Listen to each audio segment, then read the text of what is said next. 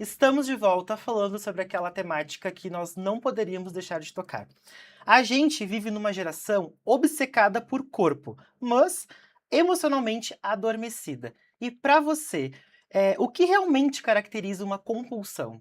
Então, eu até peguei a minha cola aqui, porque na verdade não é pra mim, não é pra Regiane, psicóloga. Quando a gente dá um diagnóstico de compulsão alimentar, e o que eu vou falar agora, eu acho que pode até ajudar muitas pessoas que de repente não sabem.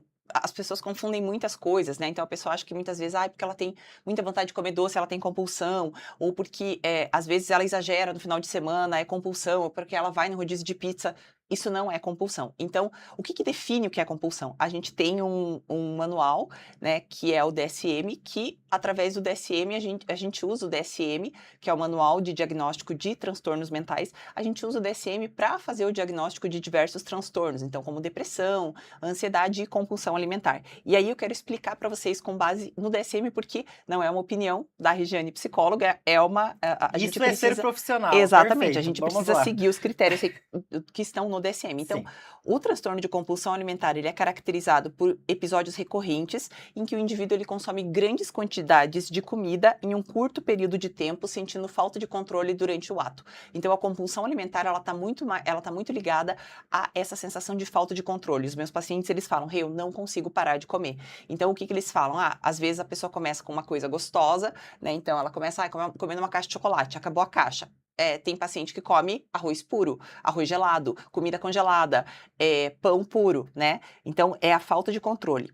Ao contrário da bulimia, que é um outro transtorno, a pessoa não usa nenhum método compensatório. Então, ela não provoca vômito, ela não toma laxante, ela não usa diurético. Então, se tiver, junto do episódio de compulsão alimentar, se a gente tiver algum método de tentativa de compensar esse episódio, aí a gente não está falando mais só de compulsão, a gente está falando de bulimia. E aí os critérios diagnósticos são a quantidade excessiva, né? Então, é a ingestão de uma quantidade de alimento muito maior do que a maioria das pessoas consumiria no mesmo período e circunstância. Então, como eu falei, mas eu fui no rodízio de pizza, eu tive compulsão. Não, por quê? Porque o rodízio de pizza é um ambiente em que você é incentivado a comer loucamente. Eu fui numa Sim. festa infantil, eu comi 50 brigadeiros. Não é compulsão. Por quê? Porque naquele contexto é aceitável que você coma muito. Então, a quantidade excessiva e a gente fala que é dentro de um período de tempo. Então, às vezes a pessoa fala assim, eu tenho compulsão. Eu falo, mas o que você faz? A pessoa fala, eu belisco o dia todo. Beliscar o dia todo não é um comportamento compulsivo. O comportamento compulsivo é essa situação em que a pessoa come, come, come, come, come, muita comida. A gente tem relatos, assim, de episódios que chegam a 5.000 calorias em um episódio. Então, a pessoa come demais em um curto período de tempo, tá? A perda de controle, que é marcante aí da compulsão alimentar, né? Então, a sensação de incapacidade de parar de comer ou de controlar o quanto está ingerindo. Mesmo a pessoa já tá cheia, porque às vezes a compulsão acontece, a pessoa saiu para jantar. E aconteceu alguma coisa naquele jantar e ela chega em casa e ela continua comendo. Então, não tem nada a ver com fome física, tá? E aí, pro diagnóstico, além dessas duas características, né, de quantidade excessiva e perda de controle, a pessoa tem que estar associada a pelo menos 3 das seguintes características. Comer muito mais rápido que o normal, então a pessoa ela come com uma voracidade, assim, tem pacientes meus que falam assim, quando eu tô num episódio de compulsão alimentar, não sou eu. Eu me sinto um animal.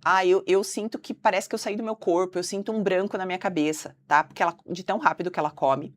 A pessoa come até sentir-se desconfortavelmente cheio, come grandes quantidades de comida, como eu falei, sem estar com a sensação física de fome, come sozinho devido à vergonha da quantidade consumida. Então, por isso que eu falei, mas eu comi numa festa de aniversário, eu comi numa pizzaria. Já não caracteriza tanto, porque normalmente a pessoa, quando tem um episódio, ela vai procurar comer sozinha. Sim. Então, tanto que às vezes a pessoa fala assim pra mim, eu não tive episódio porque eu não tava sozinha, eu não consegui ficar sozinho. Mas a hora que a pessoa fica sozinha, né? E aí, a última característica é sentir-se desgostoso, deprimido ou extremamente culpado consigo mesmo após a ingestão. Então, como eu falei, para caracterizar a compulsão, a gente tem que ter quantidade excessiva, perda de controle e pelo menos 3 dessas 5 características que eu falei agora. E como nutricionista, compulsão alimentar é algo muito grave. Todos nós profissionais da área da nutrição, a partir do momento que a gente consegue ter uma prévia do nosso paciente com esse tipo de diagnóstico, o correto é sempre encaminhá-lo diretamente a uma profissional especializada no processo. Nós, como nutricionistas, nós conseguimos sim fazer o acompanhamento do processo ali, de acordo com os nutrientes, com o que aquele paciente vai ter que consumir durante o processo, tanto de emagrecimento ou até mesmo de cuidado a esse momento. Mas o profissional especialista, assim como um psicólogo, ele sempre tem que ser indicado de forma imediata na consulta, porque isso vai além de um atendimento nutricional. Estou certo? Exatamente. E inclusive, assim, eu sempre falo, normalmente a pessoa vai precisar de um acompanhamento medicamentoso Sim, também. exatamente. Então, às vezes a pessoa vem, o nutricionista encaminha para mim, e eu já indico que a pessoa procure o acompanhamento com o psiquiatra também. Então, o ideal é a gente ter aí um trabalho bem multidisciplinar, né? Então, o Sim. nutricionista, o psicólogo e o psiquiatra, porque só um profissional a gente não A consegue gente dar tem que conta. trabalhar A em gente conjunto precisa para trabalhar em pensar conjunto. sempre no conforto do nosso paciente e que ele consiga ter ali a ajuda que ele realmente precisa naquele momento. Então, realmente existe ali um vício emocional em comida. A gente não fala em vício, a gente fala até essa questão do vício em comida é bem debatido, assim, dentro da comunidade científica, mas a Sim, gente fala que existem esses episódios de compulsão, normalmente eles são, desencadeados, a maior parte desses episódios, eles são desencadeados por questões emocionais, né, ou até por questões relacionadas à própria dieta e ao emagrecimento, mas questões emocionais mesmo, né, então o que que acontece? Às vezes o paciente, ele come, ele tem uma refeição livre, que ele acha que ele acha que na cabeça dele, ele colocou que ele não deveria ter tido aquela refeição. E ele fica se culpando, ele fica se a culpa culpando. Aí ele chega em alimentar. casa e ele tem o episódio. Ou aconteceu alguma coisa no dia dele que foi péssima. Ele chega em casa e ele tem o episódio. Então, esses episódios de compulsão, eles estão muito ligados a essa questão emocional. E como eu falei pra vocês, a nossa terceira temporada ela ia ser muito especial. E essa parte eu não vou deixar de ler, porque essa apresentação ela ficou incrível. A gente falou muito até aqui sobre dor, sobre ansiedade, relação com a comida e, sobretudo, aquilo que as pessoas vivem em silêncio. Mas eu acredito que histórias, elas precisam ser vistas de perto. E porque quando, né, a gente tem ali um exemplo de transformação, ela deixa de ser teoria, ela ganha rosto, ganha rotina e ganha verdade. E no nosso episódio de hoje, a gente trouxe uma participação muito especial. Todo episódio do Nutri em Cena, ele vai ter temáticas com especialistas e juntos nós vamos trazer pessoas que vivem e passam por aquele momento. E durante aproximadamente um ano, ele viveu uma transformação que mudou não apenas o corpo, mas a forma de enxergar a própria vida. E hoje ele entra em cena, não como paciente, mas como uma prova viva de que saúde também é reconstrução. Marcos, seja muito bem-vindo ao Nutri em Cena e me conta, em que momento você sentiu que precisava mudar? E claro, nos conta o quanto você emagreceu, como que foi esse processo para chegar até onde você está hoje. Boa tarde, primeiramente. Obrigado pela participação, por poder falar um pouco sobre. O processo ele começou muito antes de eu entender que eu ia começar o processo de emagrecimento em si. Foi quando eu reconheci que eu precisava daquele start na minha vida e começar a colocar na minha mente que eu precisava mudar.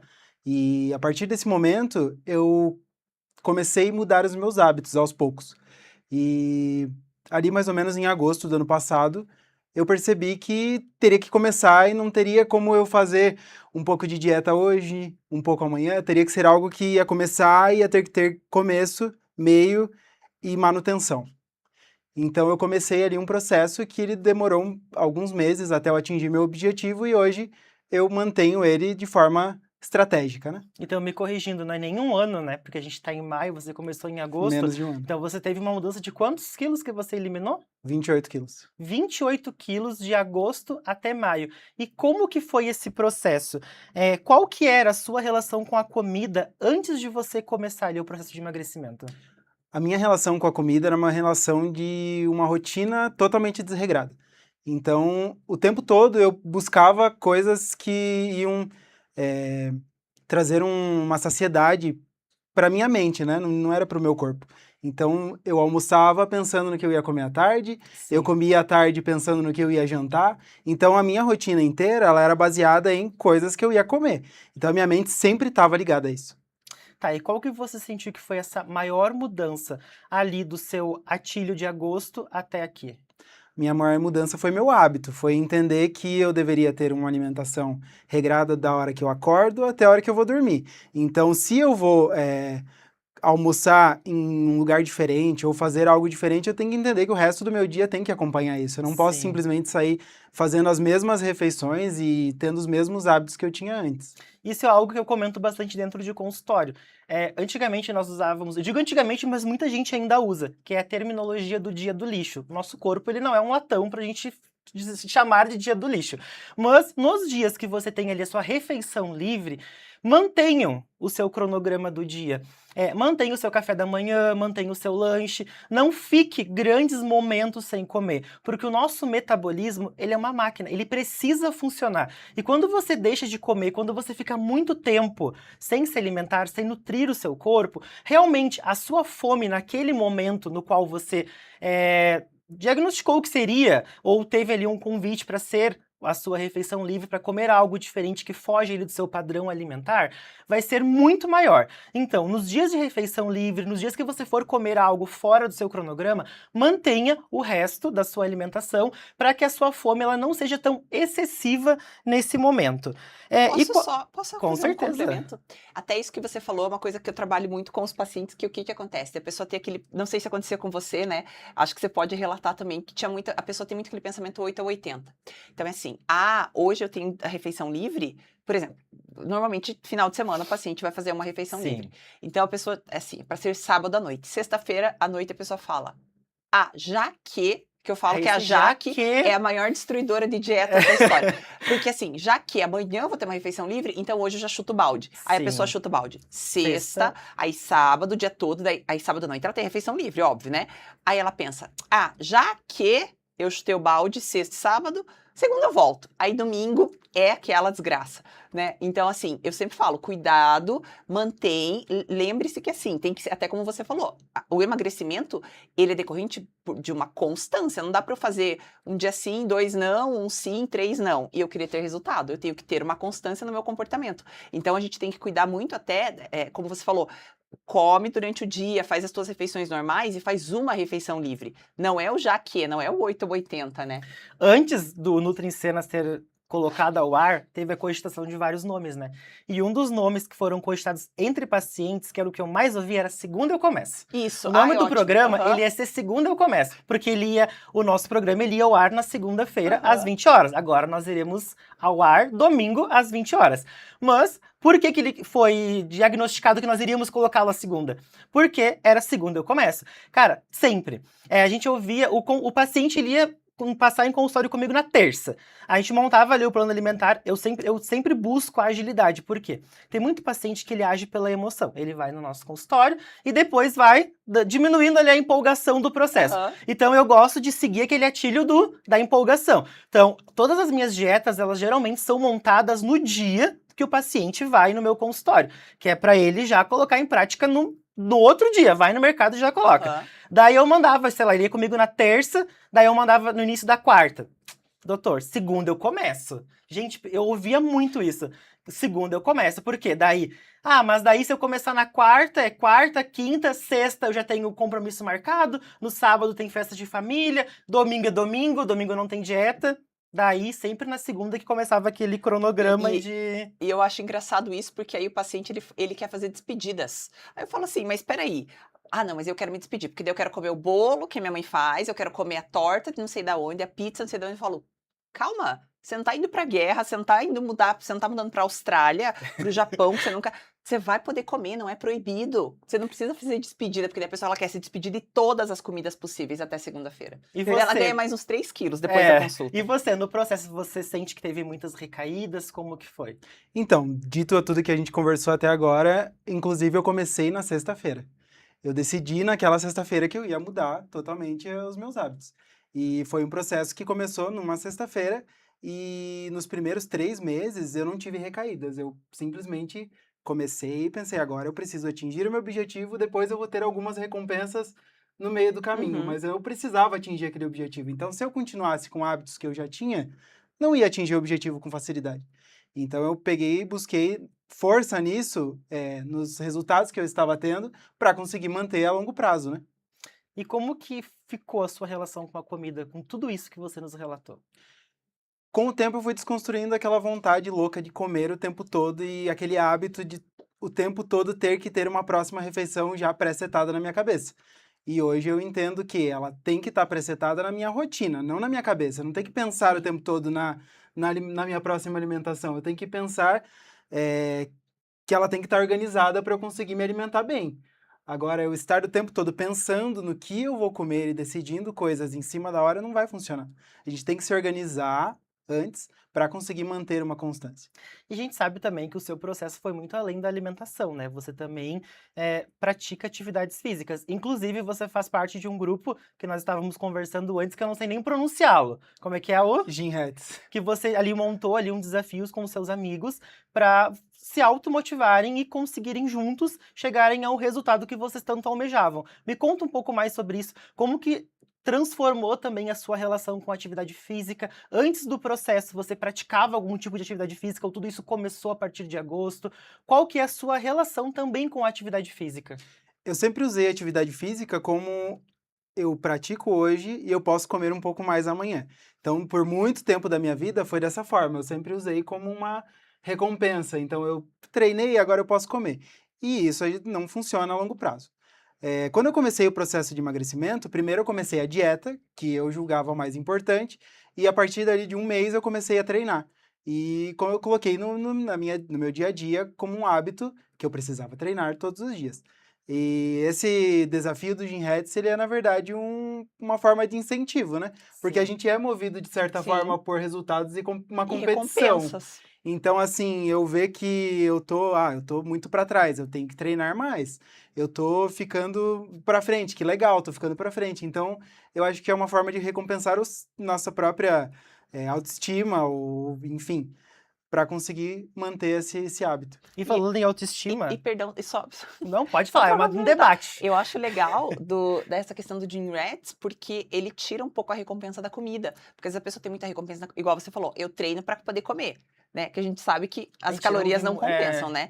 Mas assim, eu treino para poder comer. Não, agora eu treino porque eu quero competir com os meus. Eu quero ficar bem aqui, eu quero ficar no topo do sim, Gym Rats, né? Então, eu acho que sim. também se torna uma ajuda ali na questão do repertório comportamental de você ter mais alguma coisa que te recompense e que não seja só a comida. Sim. E quando a gente começou, inclusive, eu fiz um número lá que era um número que meus amigos alcançariam, uma amiga, na verdade, em específico, que eu faço alcançaria, e a gente falou, vamos fazer tantos dias nesse ano de treino? Aí eu olhava aquele número e pensava, eu tô começando hoje com o meu corpo assim. Daqui 200 e tantos dias, eu quero que o meu corpo tenha evoluído. Eu não quero apenas olhar ali o número, eu cheguei no número. E a diferença que eu tive? Então, eu vou ter tantas chances de evoluir. Então, ali vai ser alimentação e treino. Uma coisa só não Sim, vai compensar a outra. Você tem que ter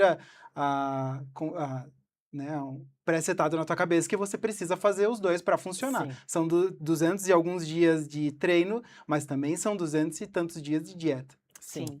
E a tua autoestima, ela mudou com esse processo todo? Como que você se sente hoje? Eu acho que a autoestima eu sempre tive. Eu sempre fui muito bem resolvido quanto a isso. E eu não me enxergava, talvez, como eu estava. Depois que eu emagreci, que eu percebi que realmente eu precisava ter emagrecido. Mas não era uma questão. Eu acho que a questão da confiança é maior do que a autoestima, no meu caso, né? É, a confiança de chegar num lugar, de estar com uma roupa e se sentir confortável com uma roupa. Então, a- hoje a confiança, para mim, ela é superior à autoestima Sim. na evolução, né? Em sentido de E evolução. agora a gente vai entrar numa temática bem importante. Eu quero saber de vocês. Vocês acreditam que as redes sociais, elas pioraram a nossa relação com o corpo? Vamos falar sobre padrões de Instagram. Filtros. Sim, posso. Sim, por favor. A gente tem até alguns estudos que mostram que não só a questão com o corpo, né, mas as redes sociais, elas têm, claro, elas são ótimas para gente que se divulga, faz uma divulgação Sim, profissional, para você ver casos, por exemplo, até caso lá, eu entro lá, eu vejo que, poxa, você emagreceu, você teve um resultado de sucesso. Claro, tudo isso é muito bacana, mas tudo tem o lado positivo e tem o lado negativo. A gente sabe que não só a relação das pessoas com o corpo piorou por conta das redes sociais, mas a própria questão da saúde mental. Porque o que acontecia antes? Essa questão da comparação. Então, antes eu me comparava com quem? Quando não tinha redes sociais, né? Eu me comparava com o meu vizinho, eu me comparava com algumas pessoas que eu via na academia, eu me comparava, sei lá, né, com as pessoas do meu trabalho. Hoje, eu me comparo com pessoas do mundo todo, eu me comparo com pessoas que têm uma classe social, que tem muito mais dinheiro do que eu tenho, que eu nunca nem vou chegar perto daquilo, né? Então, o nível de comparação, ele explodiu, porque antes a comparação, a gente sempre se comparou, o ser humano sempre se comparou, mas eu me comparava a um círculo pequeno. Sim. Agora eu me comparo com todo mundo, então é muito difícil. E aí o que acontece? Eu começo a me comparar com pessoas que eu não sei qual que é a realidade daquela pessoa, eu não sei. Muitas vezes eu tenho que pegar 3 ônibus para chegar no meu trabalho, eu trabalho, aí eu vou para a faculdade depois, eu tenho pouco tempo no meu dia para cuidar de mim. A outra pessoa ali, ela de repente, ela é super, não que seja demérito, né? Mas a pessoa ela é super rica, ela tem uma cozinheira para cozinhar para ela tem médico, nutricionista, psicólogo à disposição. O dia dela, ela passa 4 horas na academia e eu tô me comparando com ela, entende? Não é Sim. nenhuma comparação justa. Então, com certeza, eu acredito, assim, a gente vê, né? A rede social, ela piorou muito a questão da comparação física, eu me comparar com pessoas que são muito diferentes de mim ou que estão em patamares que eu jamais vou conseguir, né? E também tem o fato de que muitos daqueles corpos nem são reais. Porque hoje Exatamente. em dia, como eu comentei no início, os filtros, as edições, qualquer aplicativo hoje em dia você consegue mudar o seu corpo por completo e ainda desfoca o fundo para não entortar o fundo. Porque antigamente a gente Exatamente. olhava o fundo Agora da você joga no foto, chat GPT, ele muda. até o chat GPT É. ele faz. Então há uma inteligência artificial que cria esses abalos emocionais na gente. E eu sinto que muita gente que passa pelo meu consultório se desmotiva também através disso. Por quê? Ela pensa, eu estou há 3 meses, que geralmente a gente dá 3 meses, né? Que são os 90 dias para aquele impacto inicial do nosso corpo, da evolução. Eu estou há 3 meses e o meu ganho foi mínimo. Fulano que eu sigo ou a tal pessoa da mídia ali tá há 30 dias e mudou por completo a fisionomia dela. Então, realmente, a internet, ela romantiza muito os corpos perfeitos. E nem sempre os corpos perfeitos, eles são realmente Exatamente. reais. E assim, como você falou, a gente não sabe. Então, às vezes, aquela pessoa ali tá falando pra você que em 30 dias ela teve um resultado. E ela fala assim: não, mas foi só treino e dieta. Aí, claro, tem uso de medicamentos, que quando bem, até a gente falou, né? Quando bem direcionados, eles são muito úteis. E é ótimo que a gente tenha essas medicações hoje. Mas às vezes tem uso de esteroide, que a pessoa. Tem gente que nem sob tortura, tem personalidades aí que nem sob tortura admitem que usam. Tem gente que faz cirurgia plástica e mente. A pessoa aparece com a barriga eu acho que teve um caso aí de uma blogueira famosa que pegaram ela num backstage de um podcast e ela falou: será que vão perguntar da cirurgia? E ela não tinha admitido que ela tinha feito. Sim, Então, quer dizer, ela estava mostrando aquele corpo falando: gente, foi só treino e dieta. E ela tinha feito uma são padrões lipoaspiração. estéticos. Então, assim, é um padrão que é inatingível para as pessoas Sim. comuns. E pra você, como é que foi essa parte da internet? Eu entendo que eu usei muito a rede social para buscar pessoas que tinham tido resultados bons num processo de emagrecimento, mas eu nunca tentei me comparar naquele momento Perfeito. ali e querer ter os mesmos resultados que outras pessoas. Como você falou, talvez os acessos às coisas que aquela pessoa teve, eu não teria. Então eu sempre busquei como eu quero chegar lá, mas o caminho foi eu que fui traçando aos poucos, né?